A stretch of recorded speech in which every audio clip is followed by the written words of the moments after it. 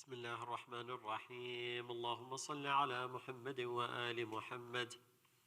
عن جابر بن عبد الله العنصاري عن فاطمة الزهراء عليها السلام بنت رسول الله صلى الله عليه وآله وسلم أنها قالت: دخل علي أبي رسول الله في بعض الأيام فقال: السلام عليك يا فاطمة.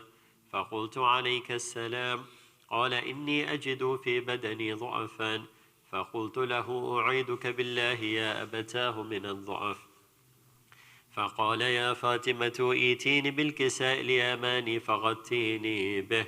فأتيته بالكساء اليماني فغطيته به، وسرت أنظر إليه وإذا وجهه يتلألأ كأنه البدر في ليلة تمامه وكماله.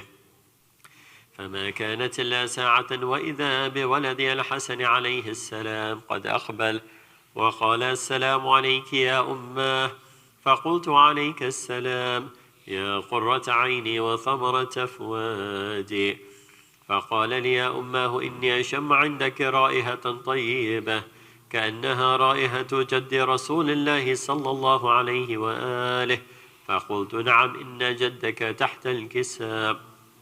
فأقبل الحسن نحو الكساء وقال: السلام عليك يا جداه يا رسول الله، أتأذن لي أن أدخل معك تحت الكساء؟ فقال: عليك السلام يا ولدي ويا صاحب حوضي، قد أذنت لك. فدخل معه تحت الكساء. فما كانت إلا ساعة وإذا بولدي الحسين عليه السلام قد أقبل وقال: السلام عليك يا أماه. فقلت: عليك السلام يا ولدي ويا قرة عيني وثمرة فؤادي. فقال لي: يا أماه إني أشم عندك رائحة طيبة كأنها رائحة جد رسول الله صلى الله عليه وآله. فقلت: نعم، إن جدك وأخاك تحت الكساء. فدنا الحسين عليه السلام نحو الكساء وقال: السلام عليك يا جداه، السلام عليك يا من اختاره الله، أتأذن لي أن أكون معكما تحت الكساء؟ فقال: عليك السلام يا ولدي ويا شافع أمتي، قد أذنت لك. فدخل معهما تحت الكساء. فأقبل عند ذلك أبو الحسن علي بن أبي طالب وقال: السلام عليك يا بنت رسول الله. فقلت: عليك السلام يا أبا الحسن ويا أمير المؤمنين.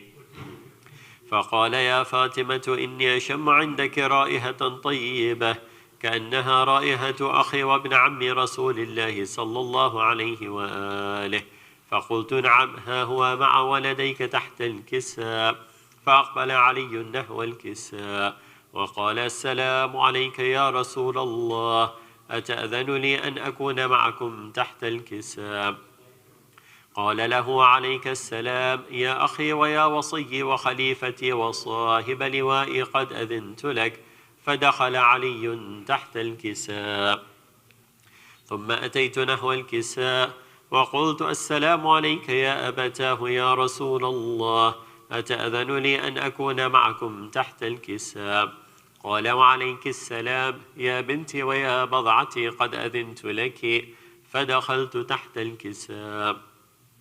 فلما اكتملنا جميعا تحت الكساء أخذ أبي رسول الله بطرفي الكساء وأومى بيده اليمنى إلى السماء وقال: اللهم إن هؤلاء أهل بيتي وخاصتي وحامتي، لحمهم لحمي ودمهم دمي، يؤلمني ما يؤلمهم ويحزنني ما يحزنهم.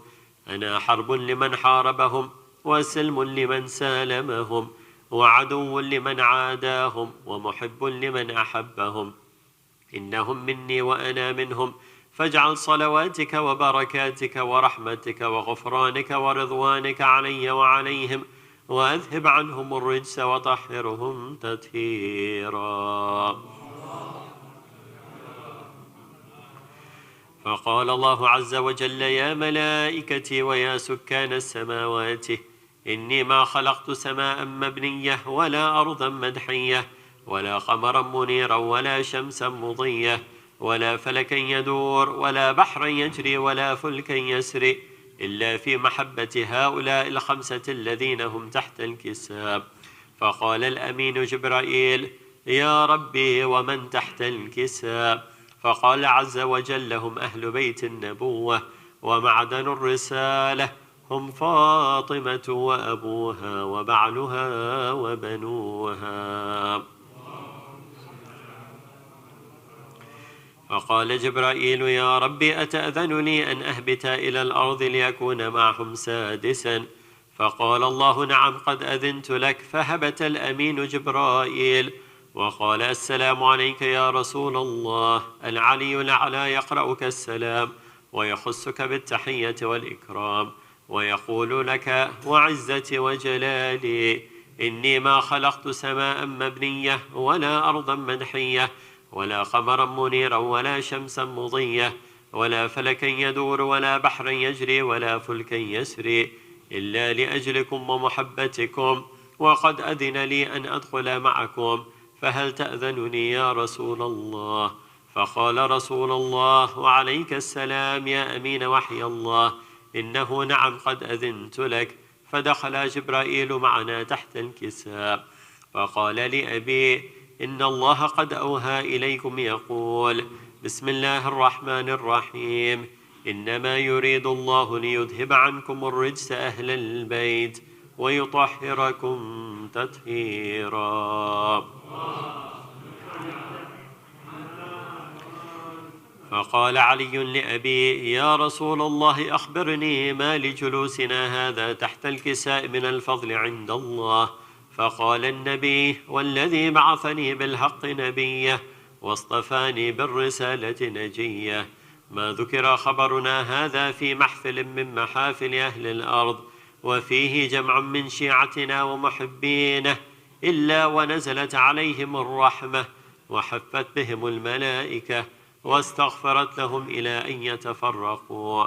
فقال علي عليه السلام: إذا والله فزنا وفاز شيعتنا ورب الكعبة.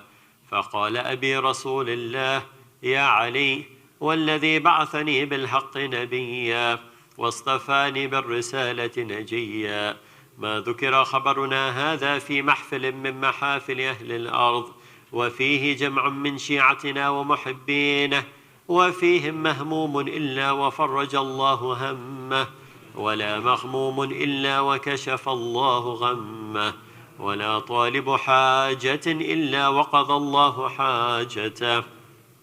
فقال علي عليه السلام: إذا والله فزنا وسعدنا وكذلك شيعتنا فازوا وسعدوا في الدنيا والآخرة ورب الكعبة برحمتك يا أرحم الراحمين.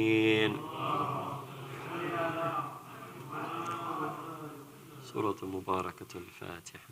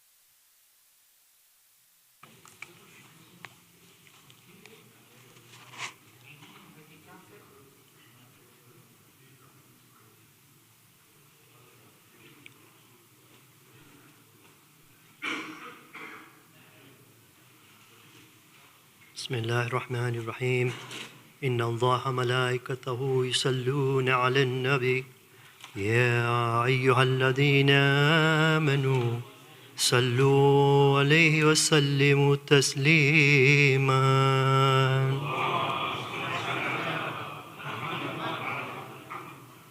الله أكبر الله أكبر الله أكبر الله أكبر أشهد أن لا إله إلا الله أشهد أن لا إله إلا الله أشهد أن محمدا رسول الله أشهد أن محمدا رسول الله أشهد أن عليا ولي الله أشهد أن عليا حجة الله هيا على الصلاة هيا على الصلاة هيا على الفلاح هيا على الفلاح هيا على خير العمل هيا على خير العمل الله أكبر الله أكبر لا إله إلا الله لا إله إلا الله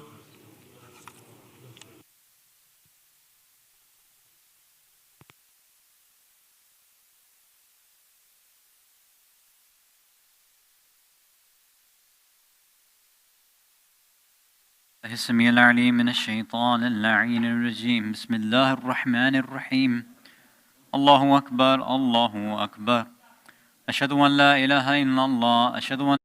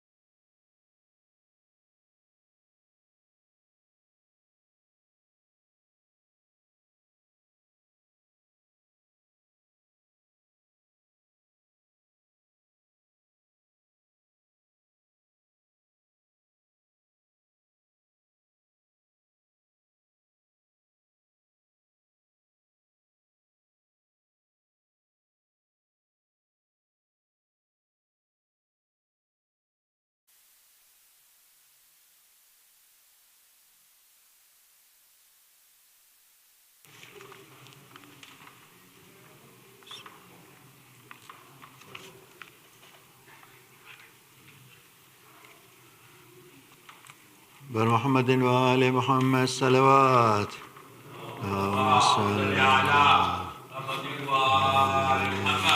محمد.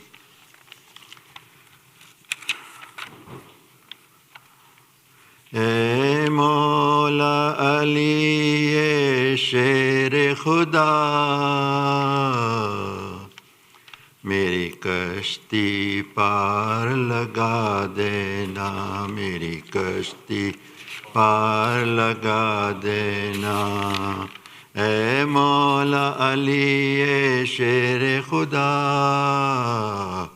میری کشتی پار لگا دینا، میری کشتی پار لگا دینا. اے مولا علی شیر خدا میری کشتی پار لگا دینا، میری کشتی پار لگا دینا. بر محمد وآل محمد صلوات.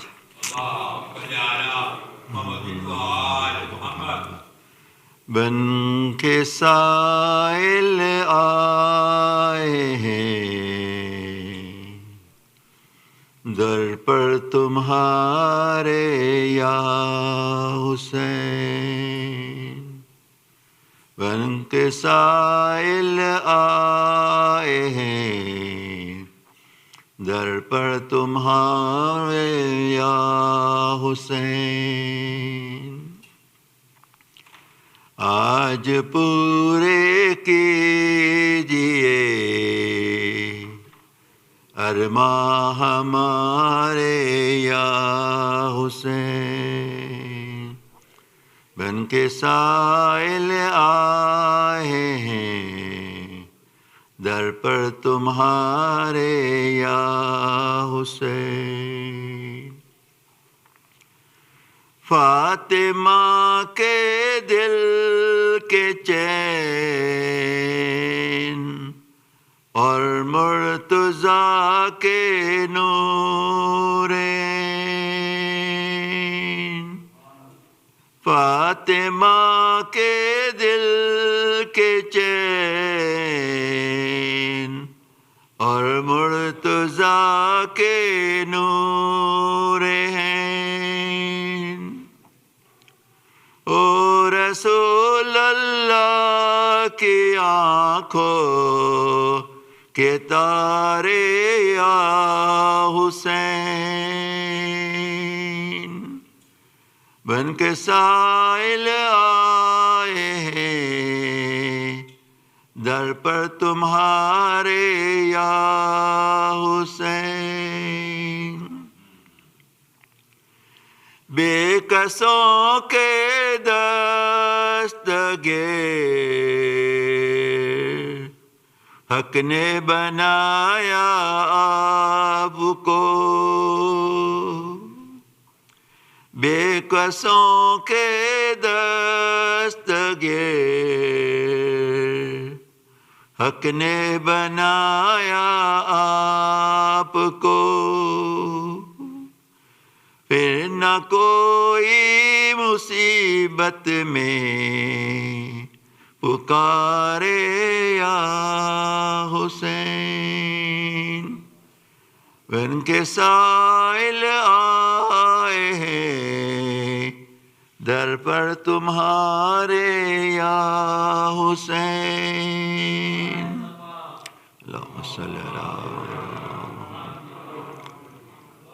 بن کے سائل آئے ہیں در پر تمہارے یا حسین. مالک کل نے بنایا ہے تمہیں مختار کل، مالک کل نے بنایا ہے تمہیں مختار کل. آپ مخلوق کے خدا کے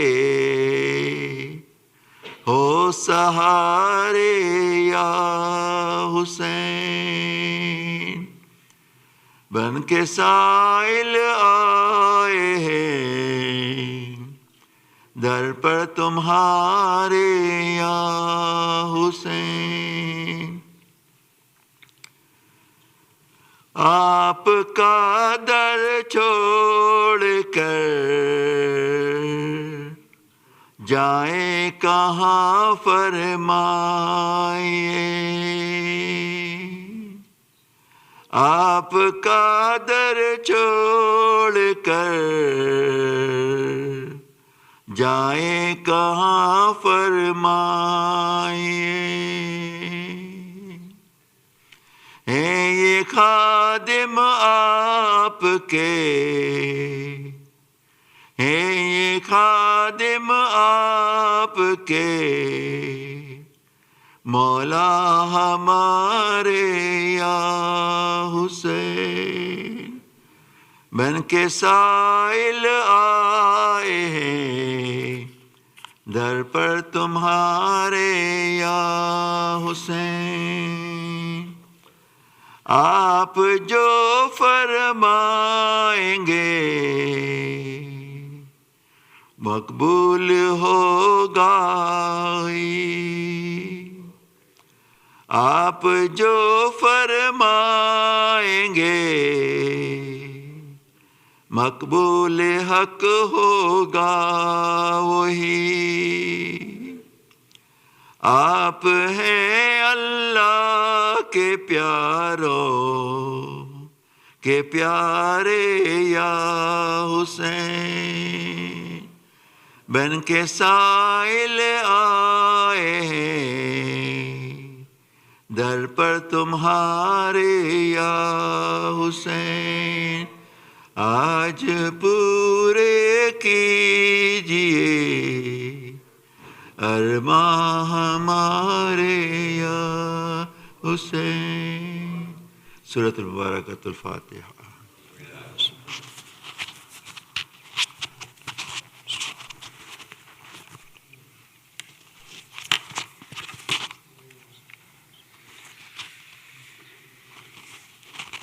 بسم اللہ الرحمن الرحیم. Sayyid Hasan Rizvi, respected elders, brothers, sisters in Imam, Assalamu alaikum wa rahmatullahi wa barakatuh. On this joyous occasion of the Wiladat, on behalf of the Board of Trustees and the Managing Committee, we wish you all Kushali Mubarak. Surah Fatih is requested for all the names listed on the screen and Kul Arwah al-Mu'mineen wal-Mu'minat, Sawab al-Fatiha.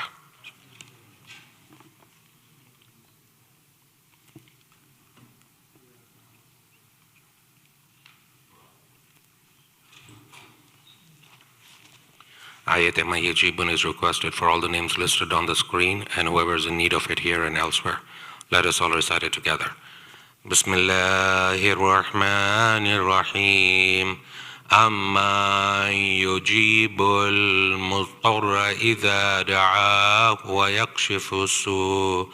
Amma yujibul mudtarra idha da'ahu wa yakshifu su. أما يجيب المضطر إذا دعاه ويكشف السوء أما يجيب المضطر إذا دعاه ويكشف السوء أما يجيب المضطر إذا دعاه ويكشف السوء. اللهم صل على محمد وعلى محمد. Now let us invite Sayyid to come forward to recite tonight's Padlis. Par Muhammadin wa Ali Muhammad, salawat.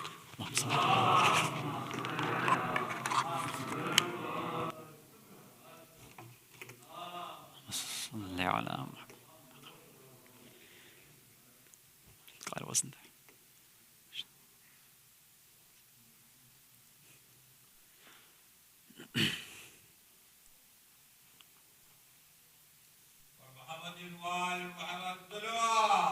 اللهم صل على محمد وآل محمد. رحم الله من قرأ الفاتحة. بسم الله الرحمن الرحيم.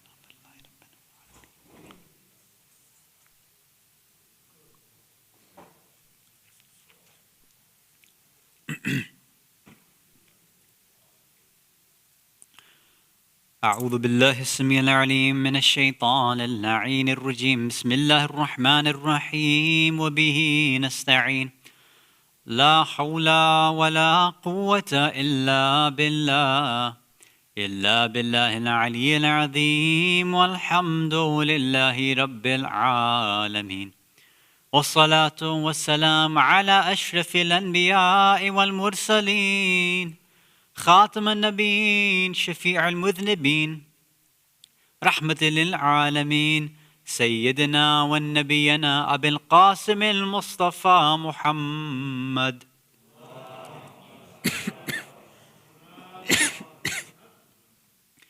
والصلاة والسلام والتحية والإكرام على أهل بيته الطيبين الطاهرين المعصومين المذنومين المنتجبين المكرمين لا سيما بقية الله في الأرضين روحي وأرواح العالمين لتراب مقدمه الفداء ولعنة الله على أعدائهم أجمعين من الأولين والآخرين إلى قيام يوم الدين أما بعد صلوات على محمد وآل محمد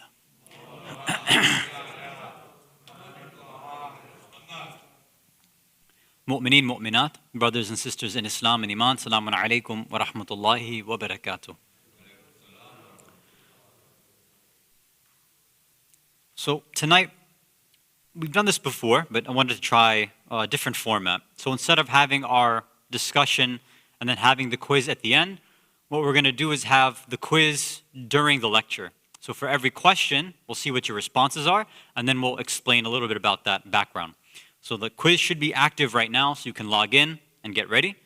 We'll go through a short introduction, and then we'll start with the first question, inshallah ta'ala. So I think it should be on and ready, right? I think it should be coming up soon. No? Okay, I don't know why you're not showing it. Okay. So as we're introducing it, you can go ahead and log in. Everybody knows it's HIC ORL. So of course, tonight we are celebrating the Wiladat of our 10th Holy Imam, Imam Ali ibn Muhammad al-Naqi al-Hadi alayhi salatu wassalam. Allahumma salli ala Muhammad wa ala Muhammad wa ajil farajahum. There we go. So just like his father, he became an Imam at a very young age, right? Somewhere between 6 and 8 years old. Usually when we talk about the socio-political conditions that the various A'imma alayhimus salam lived in, we talk about rise and fall. Right? The rise of certain empires and the fall of certain empires.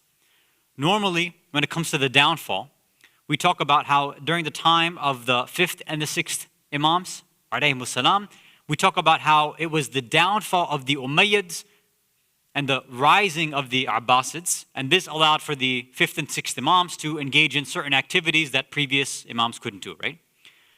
Now, most of us don't know that around the time of the 10th Imam, was the downfall of the Abbasid Khilafah. This is when the Abbasids were going through a lot of issues. And I want to mention some of those today, inshallah, before we start the first question of the quiz. So, a few different things that we should know about what was happening to the Abbasid Empire at that time. The first was that, think about right now, when you think about, let's say, the Queen of England, do we actually think of her as some sort of leader of England? No, right? Just some ceremonial grandstand place, right? There's no actual political power there. At this point, this is exactly what happened to the Abbasids as well. Because of various different factors and political moves, they began to lose power, and them being the Khalifa was nothing but something ceremonial. They didn't actually exercise too much authority at that point. And what had happened during that time is, because of the various wars that they were engaged in, they started employing certain types of guards, like what we would know as like a Praetorian guard or an elite guard. They would take certain classes of Turks or slaves, keep them very close to them, and those individuals became very, very influential. And sometimes we see this in other countries right now as well, where the strongest branch of the military ends up getting more power than the actual parliament or presidency, right, or the prime minister. So something like this was happening during the Abbasids' time at the time of the 10th Imam. Those Khulafa were making huge mistakes and they were losing power. And so they were there as the Khalifa. They were quote unquote the leader, but people didn't really pay much attention to them. And there are certain political parties, certain elites, certain military classes, they were the ones who actually held power and authority. And around this time, the Turks specifically held a lot of power during that time.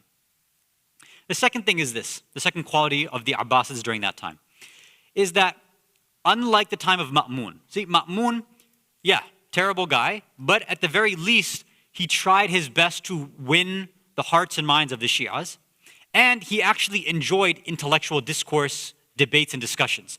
He increased the amount of intellectual depth and breadth of the Muslim Ummah, gathering different books and translating Greek works and a lot of things like that. Most of the other Abbasids were not like this. Like the first few Abbasid Khulafa during the time of the 9th and 10th Imam. They just didn't care about knowledge. Their major focus was drinking alcohol and wine and things like that. They were partying and engaged in haram stuff openly. So this was one of the other factors which pretty much led to the Ummah at that time being completely at odds with the Abbasid Khulafa. They were getting tired of them. Because the people, they still had a semblance of Islam. And when they saw their quote-unquote Muslim leaders engaging in these haram actions, they started losing that trust, right? You see, Ma'mun's tactics were different. He might have engaged in haram privately, but openly he pretended to be a Muslim. And he engaged in intellectual activities. And he tried to be close with the Muslims. So this was that type of propaganda which was used then. The later Abbasids didn't really care. Right? For them, it didn't really matter. Let's just go out and party. The next factor then from there was that these Abbasids also did not care about justice. They didn't care about economic security. There was widespread open dhulm, oppression, injustice, and corruption, openly. They just didn't care. Funds were being misused and people were, money was being taken away from the people. The Abbasids at that time, they just didn't care. So this made the people even more upset. So the people now are completely at odds with what the Abbasids are doing. So you can see now why all of these pieces of the puzzle are stacking against them. And the Abbasids are on their way out. Now, it doesn't mean that they weren't being strict and brutal, right? They were still doing that, but they didn't really have as much power as they had before. Sometimes we have these questions. We see that people are getting upset. And we normally think about the idea of, okay, Imam Hussein alayhi salam, after Karbala, there's a whole uprising. Like, why didn't the Muslims take over and the Imam start to lead? If people were so upset with Yazid and people like him, why don't we see the Muslims sort of take over after that, right? Like, we hear about Mukhtar, but that was a very small sort of movement and it didn't last very long. Why didn't this happen in terms of a widespread movement? Or why don't we hear more Muslims revolting and uprising against the, corrupt leaders of their times? And this is, I guess, a misconception. There were a lot of uprisings that took place during many of the eras of the Umayyads and the Abbasids as well. So, for example, between approximately 219 Hijri and 270 Hijri, so within about a 50-year span, there were about 18 different revolutions or attempted uprising and coups during the Abbasid era. 18. Muslims were just getting tired of it, and they tried to overthrow. And of course, most of them were unsuccessful, right? So they were brutally beaten back. And at this time too, because a lot of these movements were pushed by the Shias, the Alawis, there was a big crackdown on the Shias by the Abbasids, especially during this time, right? Most of us know this, that during the time of these later Imams, 7th, especially 9th, 10th, 11th, the Shias were under heavy, heavy scrutiny. A lot of threats and intimidation. So it was so bad at this time, right? Shias were under such pressure that we have this one narration where one companion named Muhammad ibn Sharaf was walking with Imam al-Hadi alayhi salatu wasalam. They're walking together in Medina, right? Supposedly, Medina is supposed to be like a very Shia-friendly place, right? Friendly to the Ahlul Bayt. They're walking in Medina, and Muhammad ibn Sharaf, as he's walking with the Imam first, he wants to ask the Imam questions. So this companion, Muhammad ibn Sharaf, the Imam asks him first. He says, hold on, are you Ibn Sharaf? Are you the son of Sharaf? He says, yes, I am. So the Imam knows now that, okay, this is one of our Shias then. So now Muhammad starts to try to ask some questions to the Imam. And the Imam cuts him off right away. He says, look, right now we are walking through a very crowded street. These are not appropriate questions to ask right now. The Imam knew exactly that there were many spies, that there were people who were not friendly, who had this hate and spite towards the Ahlul Bayt, who were friendly towards the Abbasids. Even when there were strong movements of Shias, there was a lot of enmity as well. So the Imam would stop people in a crowded street in Medina from asking questions like this. He said, wait till we get somewhere less crowded, or that's more quote-unquote Shia friendly, or less Abbasid friendly, and then you can ask your questions over there. This is how bad the era was then. Even though the Abbasids didn't have much power, even though people didn't really like them, the general public, even with that, because of the brutal crackdowns and the threats and the intimidation, the Imam had to teach his Shias how to be much more secretive at that time as well. And if we had time, we would talk about some of the wisdom and the hikmah that the Shias of that time engaged in, right? We've been talking about this Wikala system.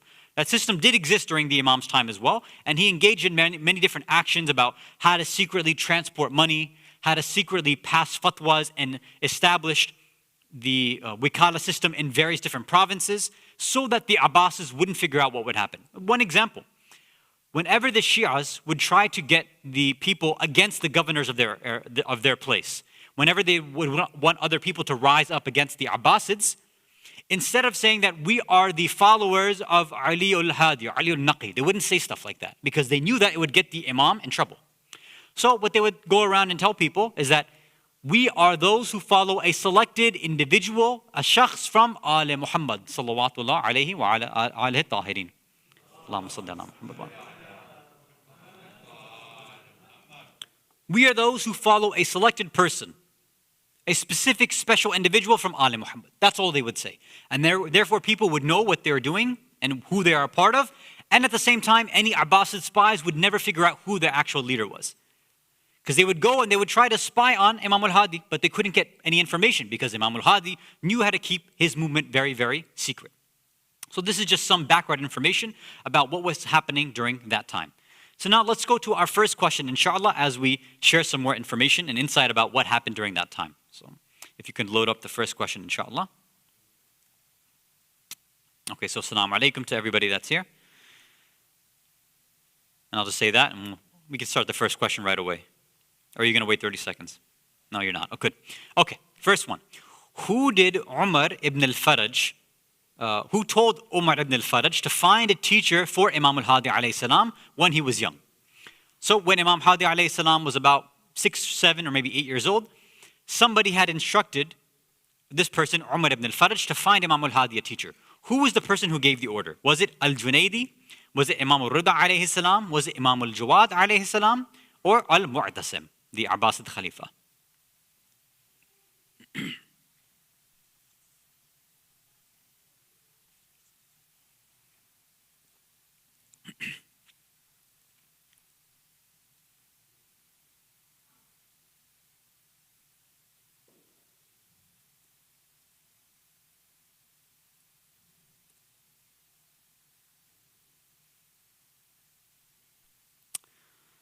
So, 53% of you remembered the name Al-Junaidi, which is good. But you mixed it up. So, Al-Mu'tasim, the first Khalifa that the Imam was alive, right, during the same time. So, Al-Mu'tasim was the one who assassinated Imam al-Jawad alayhi salam.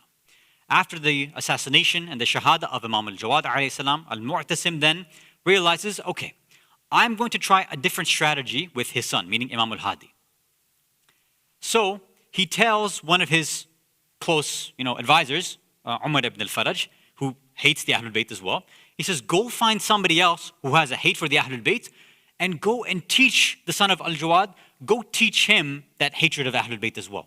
The person that he taught, the teacher they found was al-Junaidi. That was that teacher. So most of you remembered the name, but you just got it mixed up.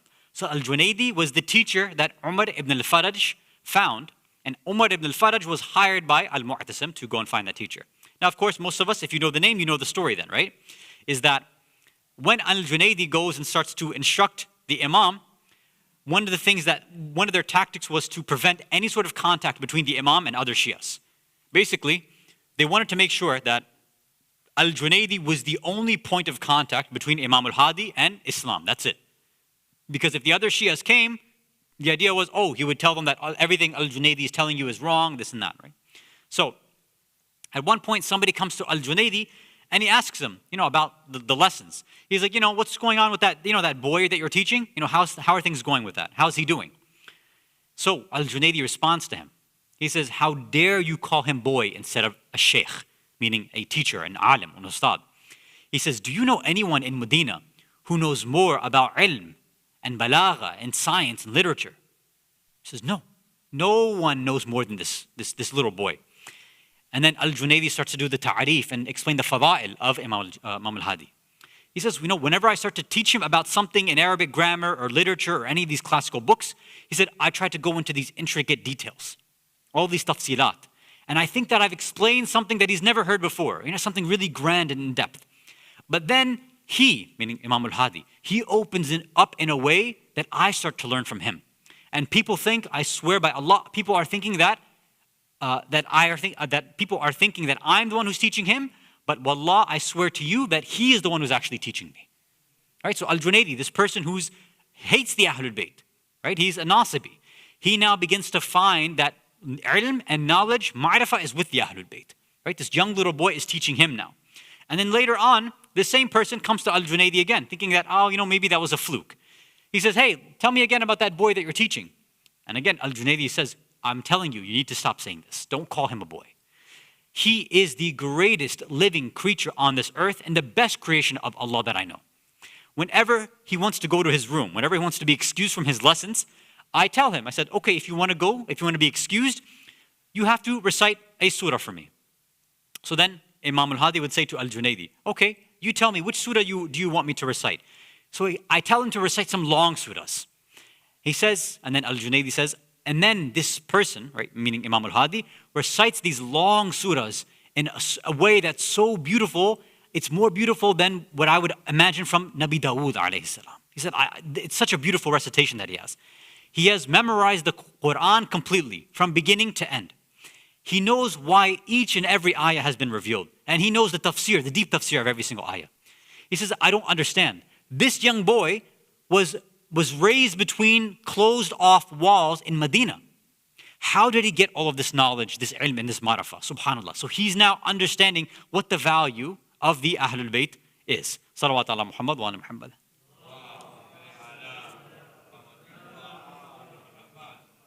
So this story gives us some insight into the type of propaganda that was used by Al-Mu'tasim and the type of propaganda which still exists to this day.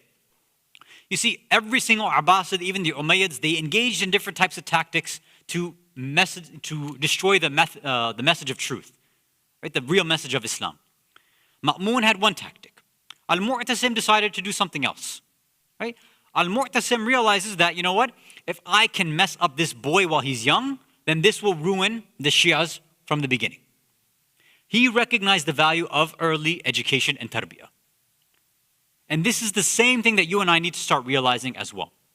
Many of us who right now, for many different reasons, are allowing our kids to go to public school. Now, some of you have valid excuses or maybe you have no other choice. Okay, that's understandable. Do you actually know the things that are being taught in public school? The things that are very, very explicitly anti-religion. Not just Islam, but anti-religion itself. And then when they come to, if you go and take a look at the section where they learn about Islam, look at the things that they're being taught. And I'll tell you what I was learning when I was in public school, right? When I was in high school, in, again, simple social studies, geography, world religions class. What they were teaching, what I was taught back then, was that in order for Rasulullah to agree to the marriage with Bibi Khadija, they had to get one of him or one of his uncles or Abu Talib drunk to agree to the marriage. And they were saying all these outlandish things.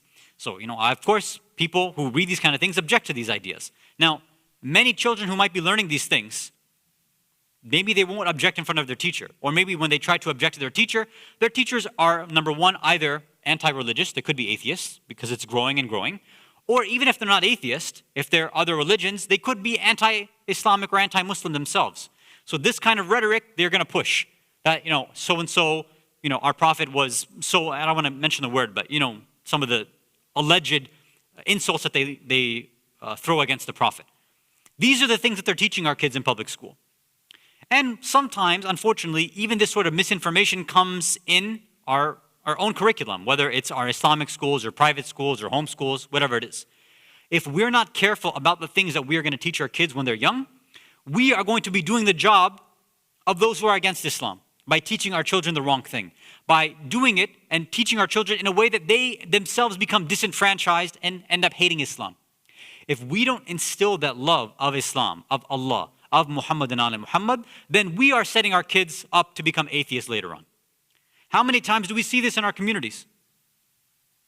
I'm sure many of you know, you can think of many people right now who, they're not sitting inside, they don't want to sit inside, they don't want to come to the center. And we start to blame various different things for that. It's, a lot of that, even if you look into the biographies of those who are ex-Muslims right now, right, who are atheists, or those who are just completely non-practicing, most of them talk about, it was from my madrasa, or it's from the Islamic school, or it was from the way that I was parented. This was not interesting to me. I didn't learn anything. I was yelled at by my teachers or my parents. I was spoken to harshly. Or this God, this Allah they were talking about was all about hellfire and brimstone and punishment and this and that. I wasn't interested in that. Whenever I would ask questions, my teachers would say, don't ask things like this. This is not Islamic education. Not at all. And if this is how we're going to continue our Islamic tarbiyah and education, then we are going to be setting up our communities, especially our youth, in the future for failure. So we have to be very, very careful.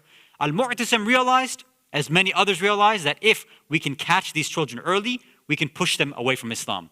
Our jobs now, as teachers, as administrators, as parents, as grandparents, as those who care about the future of our communities, about the iman of our youth, we need to make sure we are heavily, heavily involved in the things that they are learning, and make sure that we open up the way for them, not close it off. Allow them to ask questions, allow them to research, help them along the way, so that they get more yaqeen and more itminan and certainty in Islam than you and I have right now. Salawat ala Muhammad wa ala Muhammad.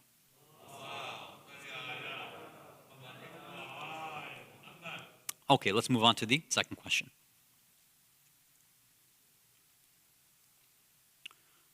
Number 2, Imam al-Jawad alayhi salam went on a trip once to Iraq and asked both of his sons, right, Imam al-Hadi and Musa. He said, I'm going on a trip. What gifts do you want me to bring back? Imam al-Hadi asked for one thing and Musa asked for something else. What did they ask for? Did they both ask for a piece, a turba, the Khaq Shifa, Imam Husseini alayhi salam? Did they both ask for specific types of dates that come from Iraq? Did Imam al-Hadi ask for a sword that's like a flame, and Musa asked for the straw mats, or a musalla janamaz? Or did Imam al-Hadi ask for a Quran, and Musa asked for a ring, specifically a Dur al-Najaf?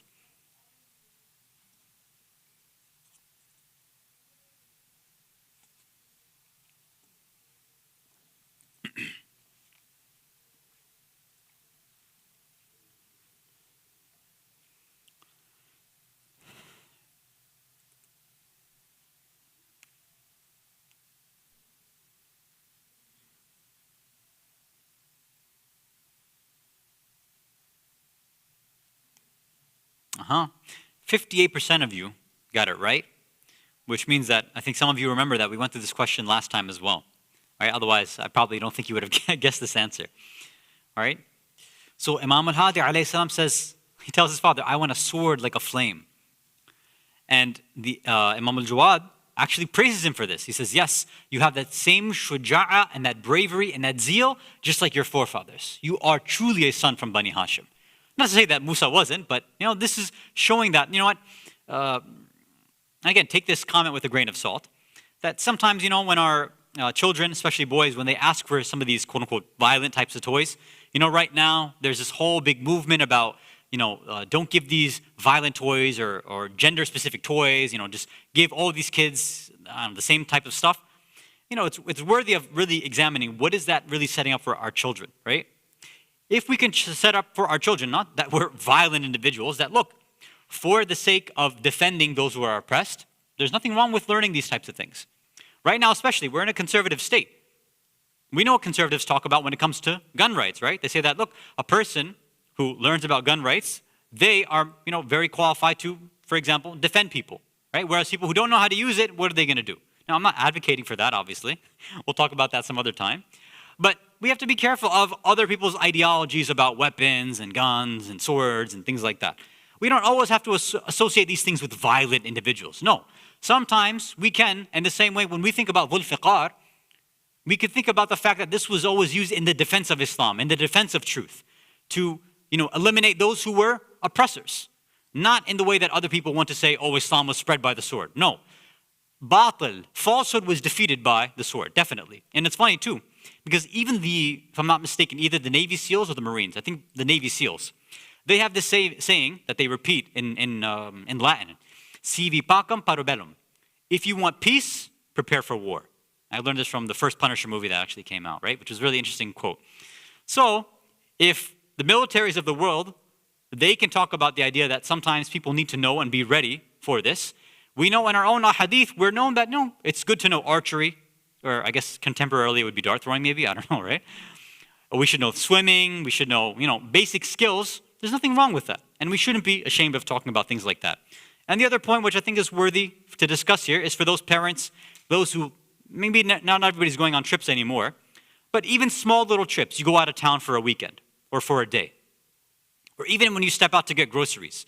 It's very recommended, it's nice for us to go and grab gifts for our family, right? It doesn't have to be big, right? You don't have to destroy your bank account. Something, something small. Stop at the dollar store. It's not a big deal. Get something small, especially young kids. They don't know the difference, right? You have something small, and they'll enjoy the fact, right? It's nice to do that, especially on a Wilada, on Yom al-Jum'ah. Get them encouraged and get them to see the benefit and the fact that, because it's very obvious that right now, a lot of people, they see Christmas or they see Easter, they see all these big consumerist holidays. Like, oh, we don't have anything like that. If we were doing it the way that the Ahlul Bayt have described, our gift giving would happen year round. Why? Because in every single Islamic month, there's at least 1 or 2 wiladat, right? There's always a Yawm al-Jum'ah, right? I think there's going to be at least 4 every month, basically, right? So we always have a reason for mustahab reason to give gifts to our family, right? So we should use these opportunities. It doesn't have to be a physical gift. Maybe you go out for food. Maybe you bring home food. Maybe you go out for ice cream. Again, there's not really keto-friendly ice cream, so I can't really advocate that. But again, semi-healthy if you can, or even if you go out for a treat, whatever, no big deal, right? Even on the way here, our middle child, Aliyah, she was saying, tomorrow can we go out for, a little sweet ice cream treat? And I was thinking, I said, okay, we haven't gone out in a while. It's a wilada. Yeah, sure, we can go. And, it's a way for them to get excited about these sort of events. So this is something that if we haven't made it an active part of our life, we can start from tomorrow or even tonight, inshallah. Salawat ala Muhammad wa ala Muhammad.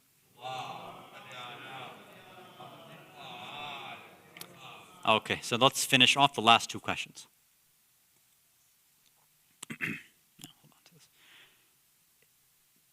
His father, Imam al-Jawad alayhi salam, meaning the father of Imam al-Hadi alayhi salam, named him Ali. Why? Because he looked like the first and the fourth Imams alayhi salam. He was eloquent like Imam Ali alayhi salam and would worship like Imam Sajjad alayhi salam. Both A and B, or none of the above.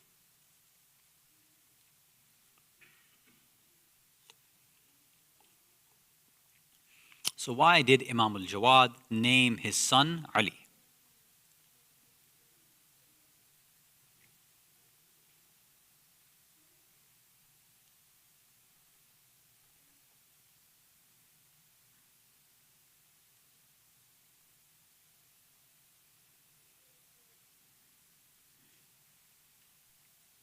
Hasan, 56% of you got it right.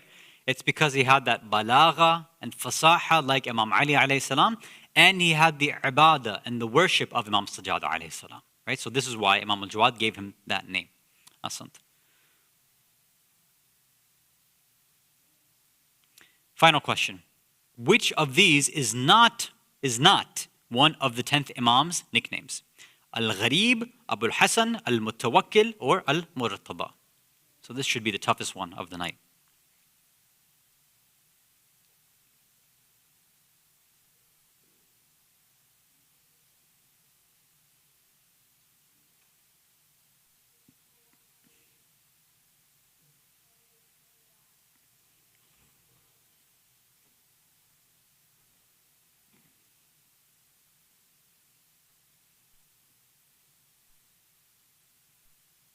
Oh, most of you are slow to get to this one. This one's tough. Because this one is definitely not the easiest one.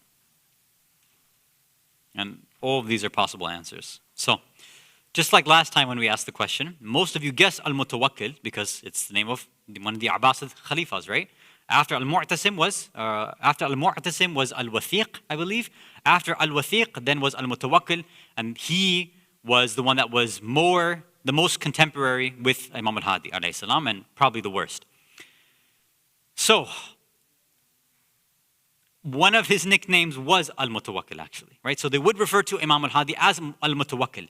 But because of the association with the Abbasid Khalifa, he has started asking people, do not refer to me by this name, because of that confusion and because of what the Khalifa did. So Al-Gharib, even though definitely the Imam was Gharib because of being taken to Samarra and being taken all around, this was actually not a famous nickname that was ascribed to him. Nobody said Abul Hasan, interestingly enough, but that was one of his nicknames. So in our ahadith, there are 3 Abul Hasans. So the most famous Abul Hasan is Imam Ali alayhi salam, but that's not how he's referred to in hadith. He's usually Amir al-Mu'mineen or Ali ibn Abi Talib, that's it. 3 individuals, when you see Abul Hasan in a hadith, it could be 3 individuals. The first one is the 7th Imam, the second one is the 8th Imam, and the third one is, of course, our 10th Imam.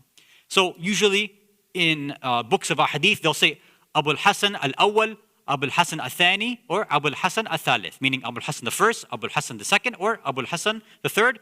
Abul Hasan the third being our 10th Imam, Imamul Hadi alayhi salatu wassalam.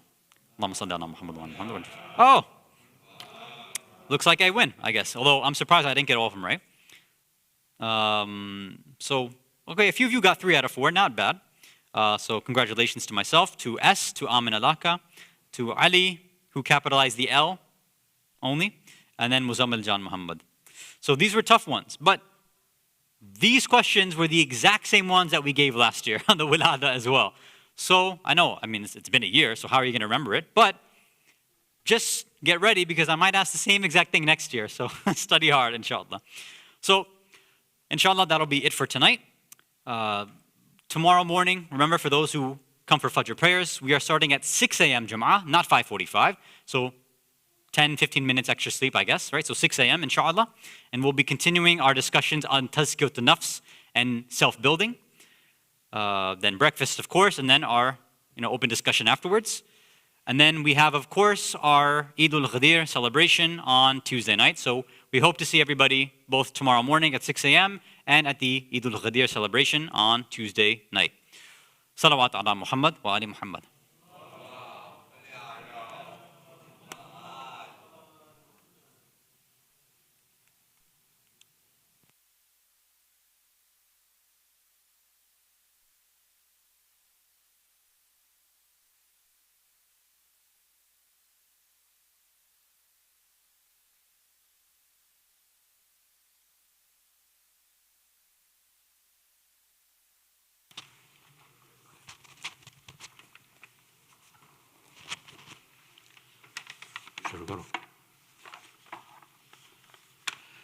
Salawat wassalam wa alayhi ya Rasulullah Muhammadin wa ali Muhammad. Salawat, salu ala Muhammad. May I please request you to stand up? Ya Nabi salam alaikum, Ya Ali salam alaikum, Hasanin Fatima par salawatullah alaikum, Ya Nabi.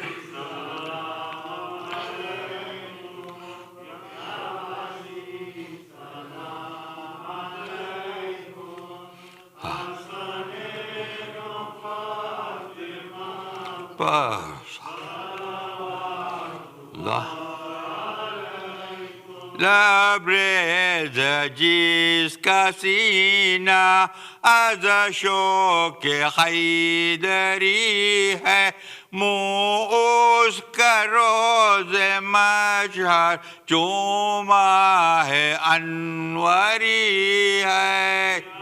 नबी हम अलैकुम या अली सलाम।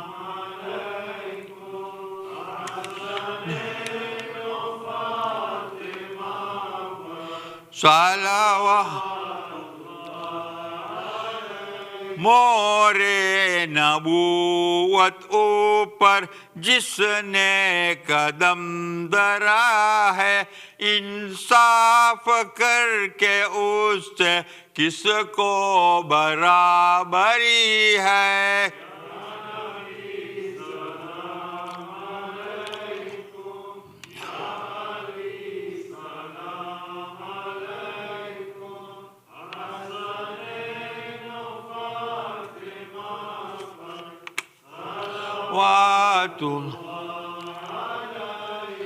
بذات پاک حیدر نسبت نہیں کسی کو، اس واسطے علی کو شان پیمبری ہے۔ سلام یا علی سلام علیکم، حسنین و اللہ۔ معراج کی حقیقت اب یا رکوب کو ہے، پردے سے ہاتھ نکلا جس میں انگشتری ہے۔ سلام علیکم یا علی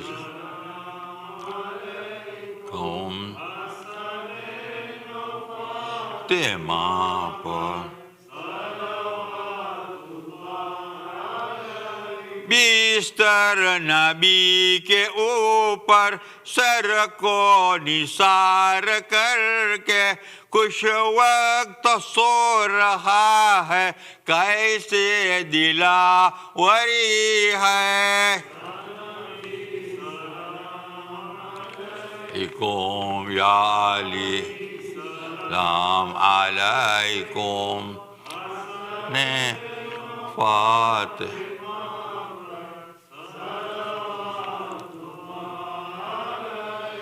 مہدی ہادیاوے تب ہو اجال جگ میں، ظلمت کفر کو جاوے وہ نور حیدری ہے۔ یا علی سلام علیکم، حسنین و فاطمہ پر صلوات اللہ علیکم۔ مشکل ہمیں پڑی ہے، مشکل کشا تم ہی ہو، یا مظہر العجائب یہ وقت یا وری ہے۔ علیکم یا علی سلام علیکم، حسنین و فاطمہ پر صلوات اللہ علیکم۔ الفاتحہ مع صلوات۔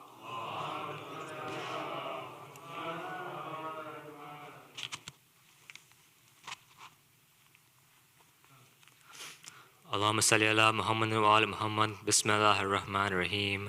اللهم كل وليك الحجة ابن الحسن صلواتك عليه وعلى آبائه في هذه الساعة وفي كل الساعة وليا وحافظا وقائدا وناصرا ودليلا وعينا حتى تسكنه أرزك طوعا وتمتعه فيها طويلا برحمتك يا أرحم الراحمين. السلام عليك يا أبا عبد الله، السلام عليك يا ابن رسول الله، السلام عليك يا أمير المؤمنين ومسيد الوسيين، السلام عليك يا فاطمة الزهراء سيدة نساء العالمين، السلام على الحسين وعلى علي بن الحسين وعلى أولاد الحسين وعلى أصحاب الحسين جميعا ورحمة الله وبركاته. السلام عليك يا مولى ابن مولى، السلام عليك يا غريب وغرباء، Al Sultan al Hasan, Maulana Ali ibn Musa Rida, كن شفيعنا وشفيع والدينا في يوم الجزاء ورحمة الله وبركاته. السلام عليك يا صاحب الأزر والزمان سيدي الأمان الأمان الأمان. السلام عليك يا خليفة الرحمن. السلام عليك يا شريك القرآن. السلام عليك يا كعبة إيمان. السلام عليك يا إمام الإنس والجان. أجر له فرجك وسكر له مخرجك وزهورك ورحمة الله وبركاته.